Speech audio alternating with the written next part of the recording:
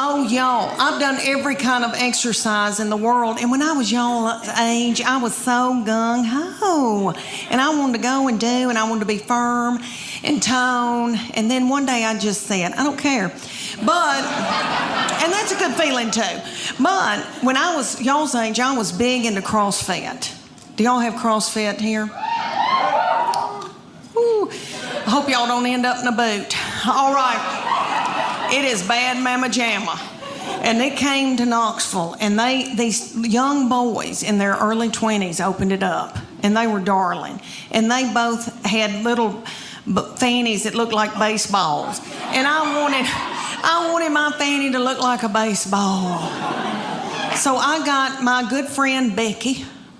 Becky and I joined CrossFit together.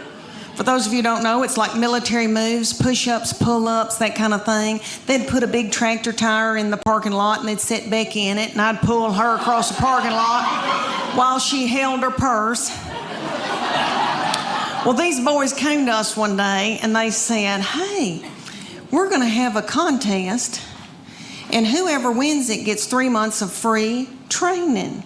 And it's going to be for the women and for the men. It's going to last 10 weeks. We're going to take your before and after picture, and then the whole gym's going to vote on whose body has changed the most. And we were like, yes. So one day, we show up, didn't know it was picture day. I had on a horrible-looking sports bra that had lost all of its support, and I should have bizzed it the night before. It had a gray tint to it, and it really wasn't gray. It was white. And if I'd have known it was going to be picture day, I'd have gotten a spray tan. But anyway, they said, take your top off to me and Becky, and they go, just leave on your sports bra and your spandex, and we're going to take your picture. And I was like, whoa, wait a minute. And I didn't want those little boys to not ever want to marry and have children. So I said, Becky, me and you, we're going in the back. I said, I'm taking Becky's picture and she'll take mine. So we went in the back room, and Becky went. And I said, what are you doing, Becky? Don't you want to win this thing? I want to win it. So I took my spandex and shoved it under my stomach and went.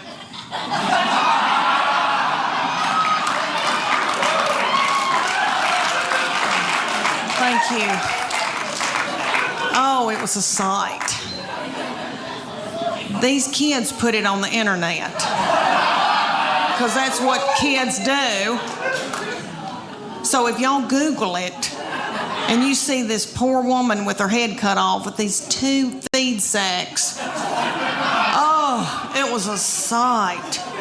But what they said, they go, okay, and when I saw that, I thought, oh my gosh, you are what you eat, and I look like a big bun, is what I look like. But they said, you're going to eat paleo, and it's what God put upon the earth to sustain us. So if you can run it down and kill it, dig it out of the ground, pick it off of a bush, you can eat it. So that's lean meats, fruits, vegetables, nuts, berries, and seeds. That's no grain, no dairy. When's the last time any of y'all ever got off of white flour? Anybody? Oh, and you still can yell. Okay. Good for you. Oh my gosh, I had the shakes. Becky and I both were shaking. We drank a bunch of coffee. Then we had to have our teeth whitened. Anyway, my husband said, you are so hateful. Will you please eat a piece of white bread? I mean, it was awful. I mean, oh, how horrible if somebody had to get off of heroin. I mean, and I don't know what that's like, but I watched Shaft when I was little, and I remember it being a booger when somebody had to get off of heroin. This felt similar. It may not have been. Anyway, they took the after picture, and I made sure I had a spray tan. Let me tell you that, honey, because a spray tan takes 12 pounds off of you. Anyway, I had a spray tan. I had on a really cute sports bra and spandex. And I took mine, and I'm ashamed to tell y'all, but I won that thing. Oh, thank you. I'm so ashamed that y'all are giving me that love. I know y'all are thinking, what happened, Leanne? All right, my second baby is my oldest daughter who's about to graduate from the University of Tennessee. She's 22, and let me tell y'all, I know every crow thinks theirs is the blackest, but let me say that she is a beauty, and she is smart, and she's done very well in school, and she's in a sorority and done well with her sorority, and she's athletic, and she's mean. And we're scared to death of her. We walk on eggshells around her. She's not mean to other people or in public. She holds it in so that she can come home and like spew it out onto me. That's okay. That's God's way. But this is what I think happens. When she was a junior, her summer between her junior and senior year, I think that God allows this to happen. And you little girls, that your babies aren't this old, just listen to me. All right, one day they'll just turn on you. And you'll think, who in the world is this? Who's coming down the steps in the morning? We don't know who this is. I think that God allows that because He knows that you're about to let your baby go off to college or whatever they're going to do, and He knows that you're grieving. So He makes them just as mean as He can so that you can let them go. And I believe that. That summer, the very breath that I breathed out of my nostrils made her so angry. We were not allowed to eat cereal in our own home because she couldn't stand to hear us chew. I don't mean to talk about her because she had a lot on her. She had to empty the dishwasher. Stuff like that. That's so hard. Okay, let me tell you about an example when she was probably your baby's age, y'all's little children, because y'all are so cute. Look, their thyroid's still functioning. Y'all still got hair. Good for y'all. Y'all got on little breeches. Yay. Okay. When my middle one, when she was in elementary school, I was so blessed that I got to take them to school and pick them up every day in my minivan. And I would watch them come out, my girls, and I saw them. They were in a good mood. I saw it. All right, they would be goosing each other and waving to all the little children and the principal. See you tomorrow. Okay. Then they'd come over to my minivan, get in, slam the door.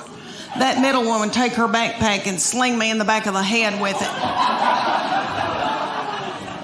She'd say every day something like, I'm starving to death. You don't have a piece of cheese in this car? Your driving's making me car sick. I hate her. Why did you have her? And the baby would be sitting over the back. She'd be going, Mom, Mom, Mom, Mom, Mom.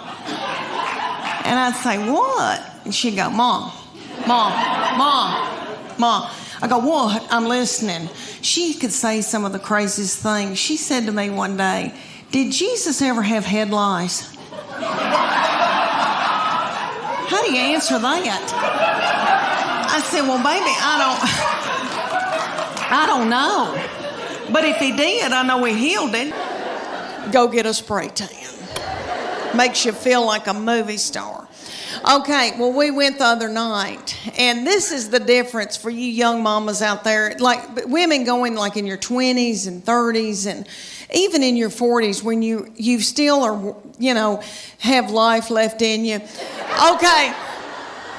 There's something happens to you when you're in your 50s, and it is wonderful. You don't care, okay? You don't care about anything. All right. We go to get a spray tan, and y'all know about Snapchat. There's a thing called Snapchat where you can video somebody and send it to your friend. Okay. or send it out to the world, I guess. All right, I'm completely naked with a plastic bag on my head. In the spray tanning thing, and it's like a car wash. It does this. And then you do. And then you do. And then you do. Okay. And when it's cold outside, it feels like needles going in you. It's so cold. Oh, that's awful. But anyway, she started filming me on Snapchat. Completely nude. Now, in my 30s and 40s, I would have been hysterical, and I would have been in a bowl, and I would have been so torn up. In your 50s, at first I was like, and then I was like, I don't care.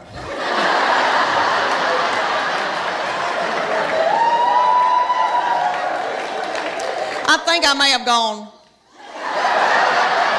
I don't care. I don't care. It's a wonderful feeling. I hope y'all can all get to that one day where you don't care. Honey, it's wonderful. I just don't care. Okay.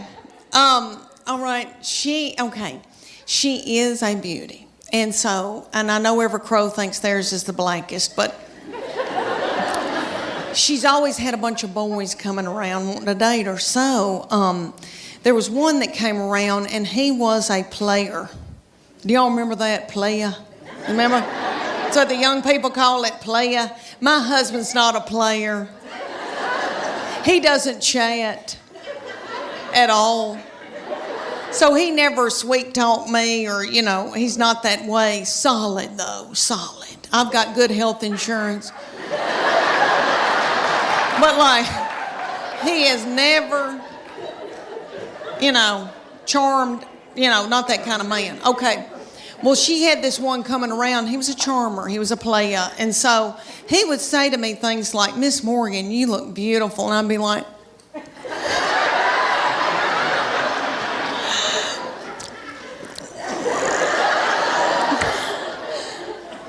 can I make you a casserole? And